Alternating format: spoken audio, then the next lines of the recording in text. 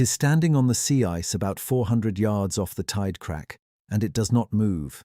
That is the first thing the men notice, before the shape resolves, before any of them find a word for it. In a place where everything moves, the wind that never fully stops, the shifting shadow of the pressure ridges, the low sun grinding sideways along the horizon and refusing to set, this one thing is perfectly, patiently still. It is the stillness that makes them stop the sledge. Not the outline, the stillness. Then the light shifts, the way it does at Cape Evans in the last week of the returning dark, and they see it properly. It is tall, taller than a man, taller than any of the 6 of them dragging the traces, and it stands upright on 2 legs on the flat white pan of the frozen sound. But the proportions are wrong in a way the eye keeps trying to correct and cannot. The legs are too long for the trunk. The arms hang past where a man's hands would be, and the joints sit in the wrong places along them, an extra bend at the elbow, an extra bend below that, so that when a gust finally stirs it, the limb moves in 3 slow sections like something folding rather than swinging. The head is narrow and set forward on the neck. And the skin, every one of them fixes on the skin, is pale, not white like the ice, pale like the underside of something that has never been in the sun. Pale like wet tallow, one of them writes later, a candle left standing in a warm room, gone soft and glistening and slightly translucent at the edges, where the low light passes through it. It has no coat. That is the detail that empties the stomach. 50 degrees below the freezing point of water, a wind coming off the polar plateau that will take the skin off an exposed cheek in 90 seconds, and the thing on the ice wears nothing, carries nothing, and is not shivering. It faces the shore, it faces the men. And after a long moment, in that folding 3-jointed way, it takes a single step toward them across the floe. I want to be careful here, because I have spent a great deal of time inside this material, and the temptation with a scene like this is to inflate it until it collapses under its own weight. So let me pull back and tell you plainly what we are looking at and how I came to it. Cape Evans is a low black spur of volcanic rock on the west side of Ross Island, in the Antarctic, at 77 degrees and 38 minutes south. It is one of the most heavily documented square miles in the entire history of polar exploration, because it was the base of the British Antarctic expedition of 1910 to 1913, Robert Falcon Scott's last expedition, the Terra, and the hut those men built still stands there today, preserved by the cold, boots still on the floor, tins still on the shelves. This is not a place on the edge of the map where a story can hide in the blank space.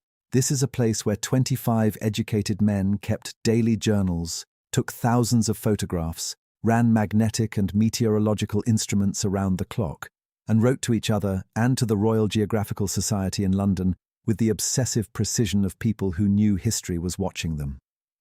And it is out of that flood of paper, not out of some single anonymous rumour, that the thing on the ice keeps surfacing, because it was not seen once. Between the winter of 1911 and the final broken season of 1912, at least 4 separate sledging parties operating out of Cape Evans and the depots to the south recorded standing before a tall, pale, wrongly jointed figure on the sea ice in the polar twilight. And here is the part that has held me for 3 years, and that I still cannot make behave. They did not compare notes. Several of them were dead before the others returned. Several of the accounts sat sealed and unread for decades. The men were scattered across hundreds of miles of ice and separated by months of darkness. They had no opportunity to agree on a story. And every one of them wrote down the same name for it. I am not going to give you that name yet. I want you to understand first what kind of men these were, because it matters enormously to how you weigh what follows. These were not fantasists. They were naval officers, a physicist, a zoologist, a surgeon, professional seamen who had spent their lives learning to distrust their own eyes on the ice, where mirage and glare and exhaustion turn a distant dog into a mammoth and a rock into a ship under full sail. They knew about the Fata Morgana. They wrote about it correctly in other entries, cautious, skeptical, quick to name an illusion an illusion. That is what makes the 4 accounts of the figure so unlike everything around them in the same notebooks. The tone changes. The careful, ironic, understating voice of the Edwardian explorer drops away, and what replaces it is short, flat sentences, and in 2 cases, handwriting that deteriorates halfway down the page. The first of those encounters is the one I have just described to you, and it is the best documented because 5 of the 6 men in that party lived long enough to set it down, and 3 of the 5 gave the account more than once, years apart, without materially changing it. It was a returning party, men coming back off the ice toward the hut in the failing light, which is a detail you should hold on to, because it is a pattern. The thing was always encountered by men coming home. It was always between them and the shore. It was always waiting on the sea ice, out past the safe, fast ice, where the floe grows thin and treacherous, and where no sane member of the expedition had any business walking. That was its ground, the rotten edge, the place where the solid world gives way to black water under a skin of new ice, and where the wind erases a track in minutes, where no man should be able to stand. And it was standing there. The second encounter comes to us in a hand I have spent a long time with, because it belongs to a man who wrote beautifully and legibly for 200 pages, and then, on 1 page, did not. He was a member of the depot-laying support group, out with 3 others in the late season, and by his own record, they were returning across the sea ice below the Barne Glacier when the man on the trace line ahead stopped without warning and would not answer when spoken to. When they came up level with him, they saw what he was looking at.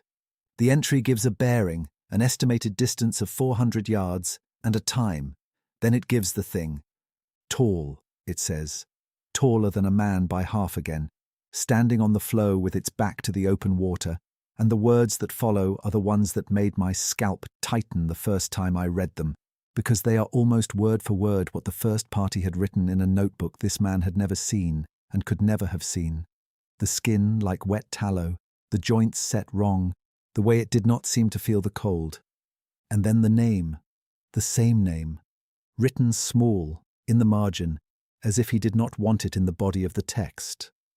I will not tell you the name yet. You will understand why when you see how many times it appears, in how many hands, across how many miles of ice and how many months, written by men who by every rule of evidence should have produced 4 different names for 4 different things. They did not. They produced one. What happened next in that second account is the beginning of the pattern that frightens me more than the figure itself. One of the 4 men went toward it. His name is in the sledging roster. He was young, strong, a good skier, the kind of man who volunteered for the hard carries, and the diary says simply that he set off across the floe toward the figure before the others could stop him, that they called and he did not turn, and that the light was going. They lost sight of him for something between 20 minutes and half an hour. When he came back, and he did come back, on his own feet, he would not say what he had seen. He was, in the words of the man who wrote the entry, altered. He did not sleep that night. He asked, more than once, whether the others had heard it speak to him, and when they said no one had heard anything at all, he stopped asking and did not raise the subject again for the rest of his life. He survived the expedition. He came home. 2 men who knew him afterward, quite independently, remarked in letters that he was never the same man who had gone south, and both used almost that phrase, never the same. It is a common enough thing to say of a man who has been to the ice, but they said it, and I have their letters, and I have his silence, and the silence is louder than any account. The third encounter is the one with the scratched-out pages, and I want to be precise about what that means, because it is easy to say a page was censored and let the imagination do the rest. What I mean is this. In one of the surviving field diaries, held now in an institutional collection I have handled with cotton gloves under a curator's eye, there is a run of 3 pages where the entries have been struck through, not torn out, struck through, line by line, with a pencil pressed hard enough to emboss the paper beneath. Under raking light you can read some of it. Enough. It is another returning party, another dusk, another figure on the floe between the men and the hut. And here the account adds a detail the others only imply. It says the figure moved when they moved. Not toward them and not away, but along, keeping the open water always at its back and always keeping itself between the party and the safe ice, so that the men who wanted to reach the hut had to choose, go wide out onto the thinning floe to pass it, or wait in the falling dark for it to move first. They waited. It did not move first. And somewhere in the struck-out lines is a sentence, half legible, that says one of them walked out to make it move, and that this man, too, went out onto the rotten ice toward the thing, and that when he was fetched back, he was talking about a light and about being called by name. That is the second time in the record that a man who followed it spoke of being called by name. Neither man could have read the other's account. One of those pages was struck out before the diary ever left the Antarctic. I have sat with the question of who did the striking out, and I cannot answer it cleanly, but I can tell you what the physical evidence suggests. The pencil that embossed those lines is consistent, as far as an amateur can judge, with the pencil used in the surrounding entries, which points to the diarist himself, censoring his own record, in the field, close to the event. A man does not scratch out 3 days of his own life in the middle of a polar night for nothing. He does it because he has decided the thing must not be believed, and he cannot make himself disbelieve it, and striking it from the page is the nearest he can come to unseeing it. The fourth account is the shortest, and to me, the worst, because it is the calmest. It is a single paragraph in the hand of a senior man, an officer whose steadiness runs through every other page of his journal like a spine. He records, without adjective, that on the return from a particular depot, 2 of the parties sighted a figure on the sea ice answering the description others had given. He notes coolly that he is aware others had given it, and that he gave the order not to approach and to make for the hut by the longest safe route, rather than the short one across the floe. He records that the order was obeyed, and then he records that they reached the hut 2 men short of the count they had set out with, that a search the following morning found 1 set of tracks going out onto the new ice toward open water, and no tracks coming back, and that the ice in that place had refrozen overnight into a smooth, unmarked sheet that told nothing.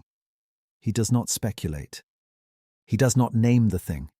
He writes the numbers and the tracks and the smooth ice, and he closes the entry, and I think the flatness of it is the sound of a man who has understood exactly what took his people, and has decided that the official record will carry only what can be defended in daylight in London. Put the 4 together, as no one at the time ever did, and the shape of it stands up out of the pages on its own. 4 parties, 4 dusks, 4 returns from the ice, the same wrong-jointed figure, the same tallow skin, the same ground at the rotten edge of the floe, the same posture with the black water at its back, and the men on the shore side, and the same terrible economy of method. It did not chase. It did not attack. Not in anything the men wrote. It stood between tired men and their beds, at the hour when judgment fails, on the one strip of ground where following it meant walking onto ice that would not hold, and it let them come to it. Those who did not follow lived to write it down. Those who followed came back wrong or did not come back, and the ice healed over the place they had gone, as if to say there had never been anything there at all. And that is the survivor. There is one man, only one, who followed the thing out onto the floe, stood close enough to describe what the others only saw at 400 yards, and lived, and eventually, decades on, near the end, spoke. His name I will keep in the form he signed it, the initials T.G., because the men who knew the full name asked, in the small circle of those who still cared, that it not be printed alongside this account while any of his family lived. He was a stoker, not an officer, one of the anonymous strong-backed men who hauled and never wrote, and that is exactly why we almost lost him. He kept no diary. He appears in the muster rolls, and nowhere in the published narratives. He surfaced only in 1961, an old man in a nursing home outside Portsmouth, when a naval historian collecting oral testimony from surviving Antarctic hands ran a reel-to-reel tape and asked, as he asked everyone, whether anything on the ice had ever frightened him. The tape survives. I have listened to it. And for 4 minutes, an old sailor who has answered every other question in clipped, cheerful monosyllables goes completely silent. and then begins to talk in a voice that does not sound like the rest of the recording at all. He followed it, he says, because he thought it was Wilkins. A man down and staggering, out past the tide crack, and no time to raise the party. He went alone. He got within, in his own estimate, 30 feet. And close to, he says, it was worse, not better, because at a distance the eye forgives what the light does, and up close there was nothing to forgive.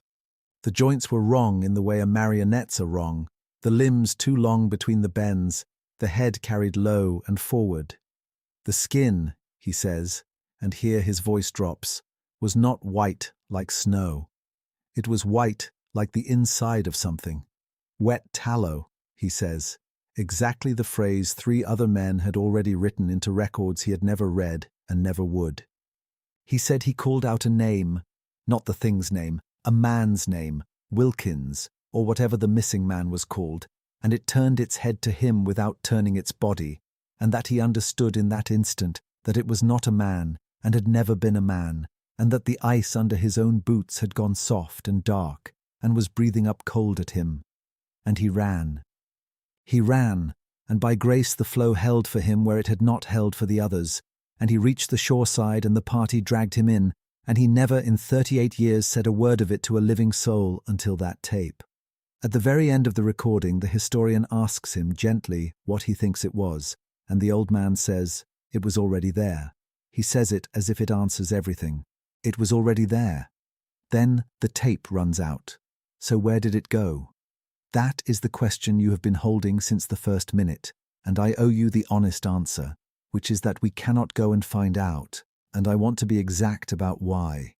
It went into the whiteout. Every account that follows the thing at all follows it in the same direction, out north, toward the open lead and the pack ice beyond the fast ice, into the moving country where nothing stays put. The Antarctic coast at Cape Evans is not solid ground with a monster living in a cave you could return to with a camera. It is sea ice, and sea ice is a surface that is unmade and remade every season. The floe those men walked out onto in 1911 does not exist. It broke up that summer, drifted north into the Ross Sea, and melted into the ocean 100 years ago. There is no ground to search. The place of the encounter is not a place. It is water now, and was water within months of the last sighting, and whatever stood there stood on a stage that the sea has since struck and carried away. And the records went the same way the ice went.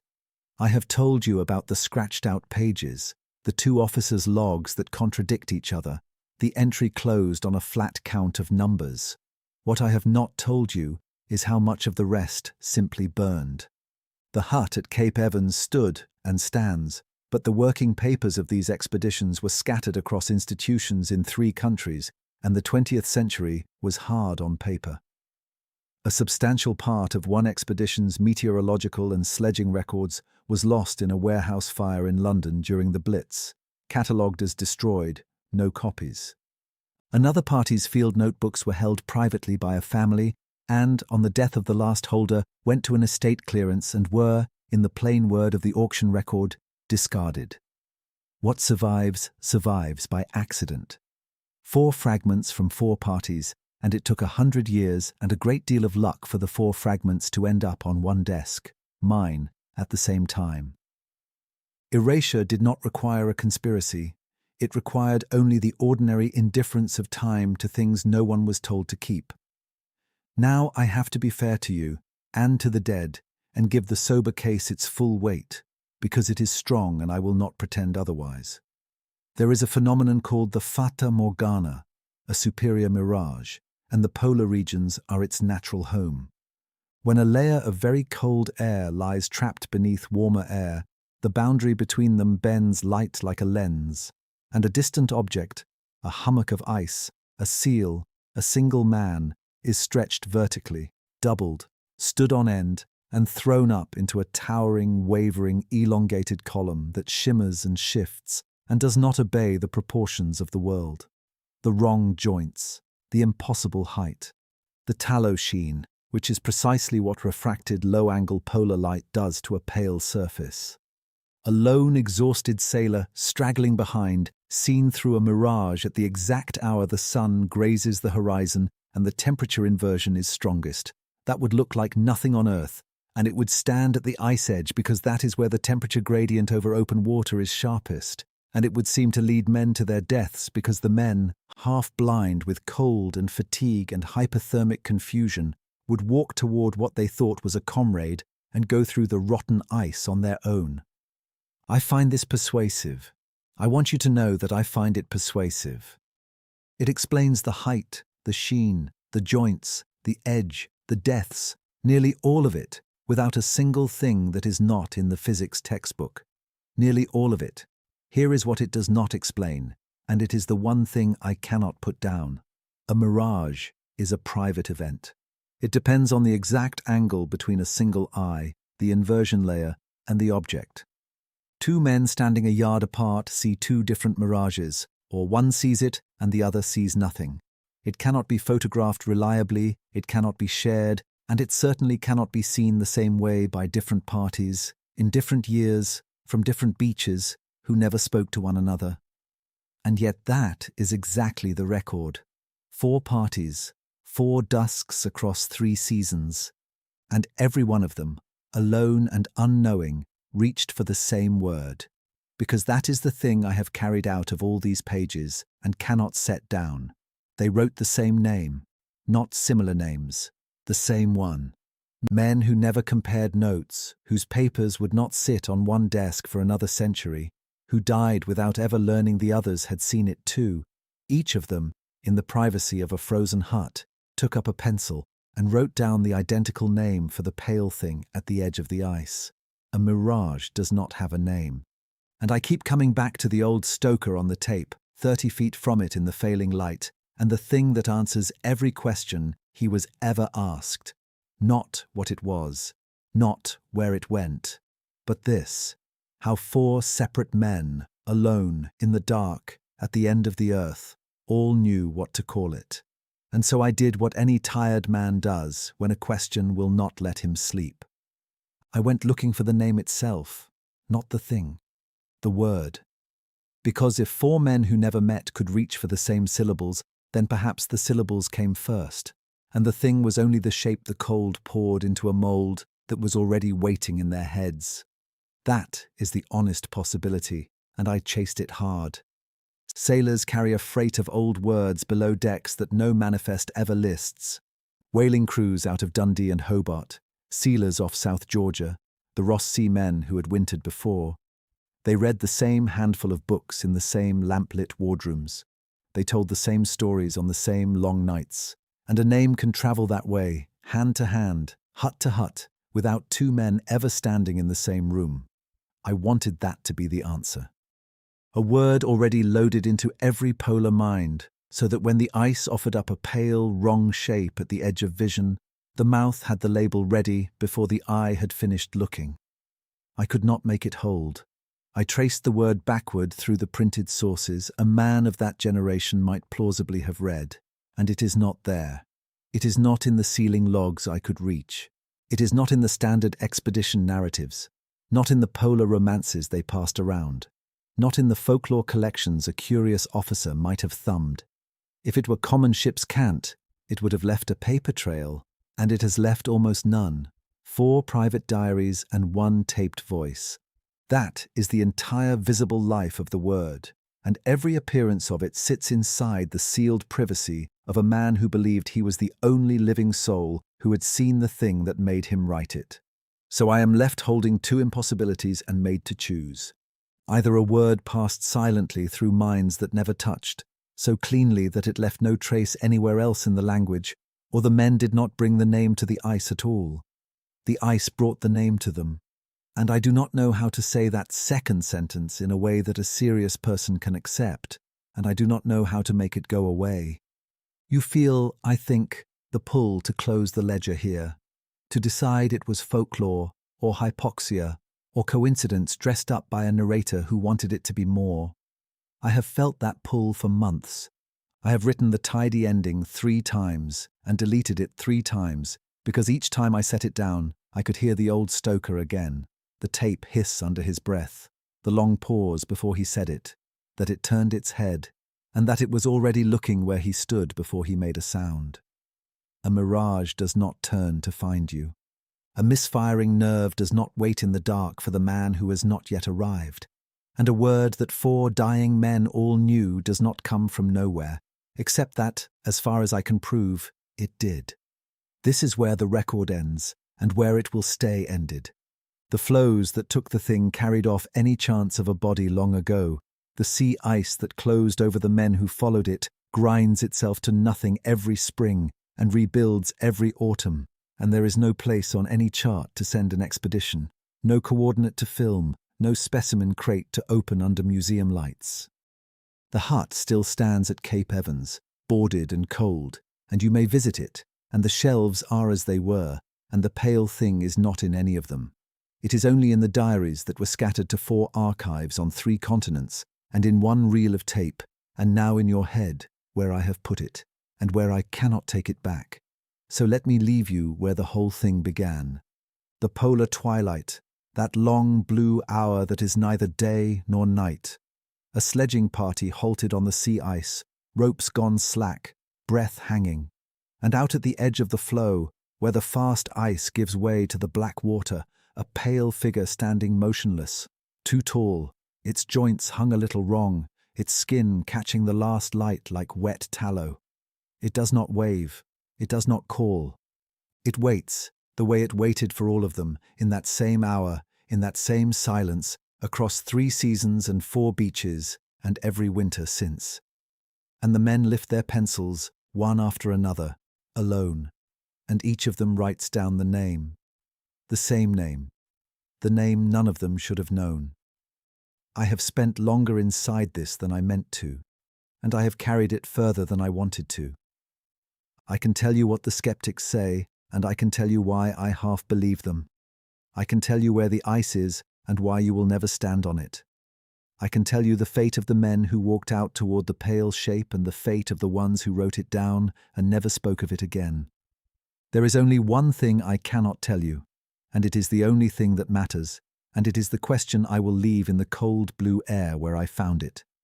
Not what it was, not where it went, but how 4 men, alone, in the dark, at the end of the earth, each looked at the thing waiting on the ice, and every one of them already knew its name.